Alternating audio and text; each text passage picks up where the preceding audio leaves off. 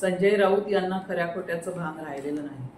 वंचित बहुजन आघाडी आणि बाळासाहेब आंबेडकरांना बदनाम करण्यासाठी ते तोल गेल्याप्रमाणे बरळत आहेत. याच संजय राऊतांमुळे अख्खा पक्ष सोडून गेला.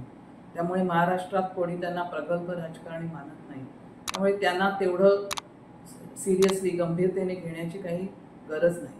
फक्त आता ते जी भूमिका मांडत आहे हीच भूमिका उद्धव ठाकरे आणि शरद पवार यांची आम्ही समजायची का? महाविकास आघाडीची हीच अधिकृत भूमिका आहे असं आम्ही म्हणायचं का? ज्या वंचित बहुजन आघाडीला यांनी सुरुवातीला बैठकीला बोलण्याचंही टाळत होते त्यांना आम्ही 7 जागा देऊ केल्या अशी लोणकडी थाप संजय राऊतांनी मांडलेली आहे. गोबेल्स तंत्राने एकच गोष्ट वारंवार सांगितल्याने खरी ठरत नाही. ज्यांना ते आज देशद्रोही आणि धर्मांध म्हणत आहेत त्यांना वाढवण्याचं पाप शिवसेनेचंच आहे. मानवतेला काळीमा फासणाऱ्या गोध्रा हत्याकांडाच्या वेळेस नरेंद्र मोदींना पाठिंबा देण्याचं कामही यांनीच केलं आहे. हे ते विसरले का? महाराष्ट्रातील जनतेला संविधानाची आण देऊन त्यांनी मते घेतली.